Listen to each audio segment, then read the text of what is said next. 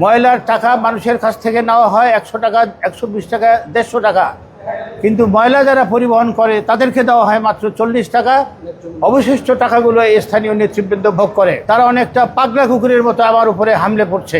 ঢাকা 16 আসনে নির্বাচিত সংসদ সদস্য নির্বাচনের পর থেকে আমি লক্ষ্য করছি যে আমি যেখানেই যাচ্ছি আমার প্রতিপক্ষ দল বা পরাজিত প্রার্থীর পক্ষ থেকে বিভিন্নভাবে বাধা সৃষ্টি করা হচ্ছে। আমি মসজিদে গেলেও সেখানে বাধা দেওয়া হয়, বাইরে যে কোনো কর্মসূচিতে গেলেও বাধা দেওয়া হয়। আমি জনগণের দ্বারা নির্বাচিত, নির্বাচনের পর থেকে আমি বিভিন্ন এলাকায় নির্বাচনের পূর্বের মতোই অনেকটা গণসংযোগ করে তাদেরকে ধন্যবাদ জানাচ্ছি এবং তাদের কাছ থেকে আমার দায়িত্ব পালনের সহযোগিতা চাচ্ছি, কিন্তু প্রত্যেকখানে বাধার সম্মুখীন হচ্ছি। আজকে আমি আমার নিয়মিত কর্মসূচির অংশ হিসাবে রূপনগর থানার চলন্তিকা মোড়ের পূর্ব পার্শ্বের মল্লিকা মসজিদে আসরের নামাজ পড়তে এসেছি।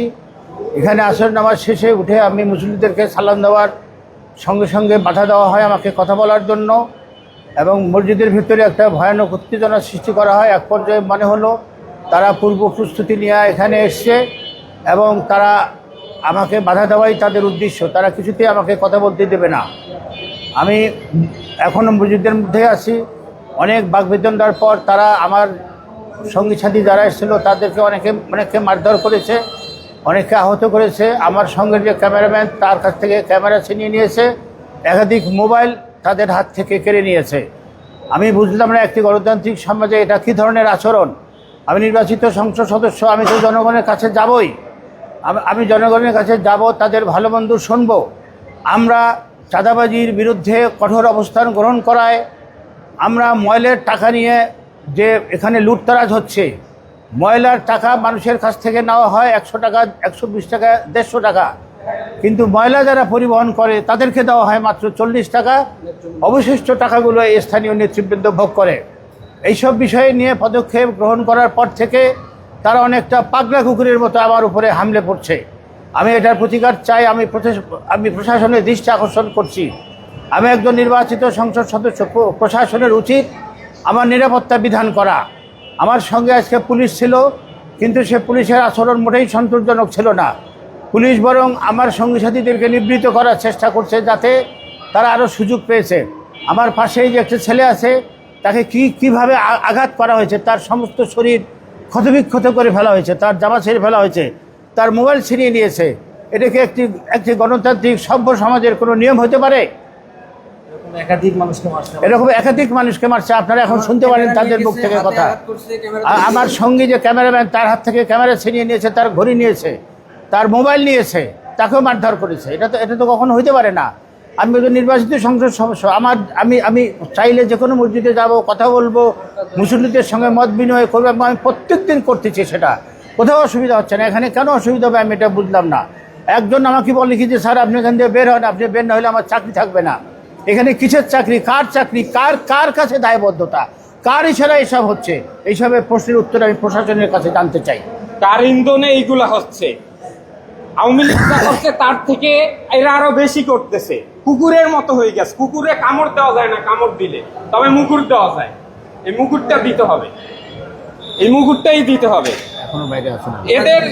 এদের চাঁদাবাজি, বস্তি সিন্ডিকেট, গ্যাস অবৈধ লাইন নিয়ে ওখান থেকে তারা টাকা ইনকাম করে। এরপর হচ্ছে এছাড়াও এখানে বসে মামলা করবো। আমার ক্যামেরা ছিনাই নিছে, মোবাইল নিছে, আমাদের উপর আপনার নাম কে করছে? মামলা করবো। ওরা আওয়ামী লীগের থেকে বেশি এটাও দেখাবেন, আপনি এটাও দেখাবেন। আর মামলা করতে চাই। এখনো আমার টাইনে নিয়ে সুপারতে টাইনে নিয়ে ওরা কিসের অধিকার এখানে আসে? ওদেরকে ডিসবাস করতে পারে না?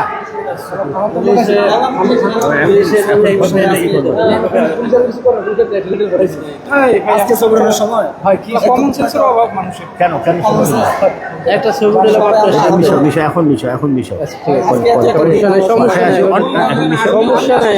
অনেক ছবি উঠবে। আমাদের আমরা আসছি ঠিক আছে, দরকার নেই। আমাদের সিচুয়েশন আপনি বলছেন সাথে তোমার অসুবিধা হবে, হ্যাঁ দরকার নেই। কোনো অসুবিধা নেই। তুমি আসলে বাসায় আসলে ছবি তুলবো, হুম, চেয়ারে বসে গেছে সবাই তো, বসে ছবি। অবশ্যই গেছে আমাদের আলাউদ্দিনের ওরা অনুষ্ঠান টবলোকে যে কাজগুলো করছে ওখান এই থেকে শুরু করে না এখন কি কি ওটা আসতেছে হানিফ ভাই কই? হানিফ ভাই তো আমি তো যাওয়ার জন্য ছিল জিনিসটা তো এইভাবে চলে যাবেন, যাওয়ার মধ্যে তো কোনো সার্থকতা নাই।